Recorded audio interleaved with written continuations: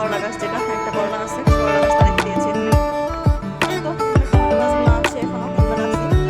Tomato গাছ এখনো আছে। তারপরে এই যে এখানে ধনে পাতাগুলো সব তুলে ফেলছি, মরিচ গাছটা মানে মরিচ গাছটা আমার সব তুলে ফেলতে লাগাইতে হবে, মানে যে কোনো ক্রমে।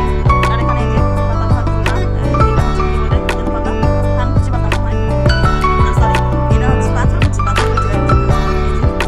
এগুলো হচ্ছে এই টবটা এখানে রাখছি, এই টবটা এখানে রাখছি, আর ওটা ওখানে, আর এগুলো হচ্ছে এখানে রাখছি, আর মেহেদি গাছটা এখানে।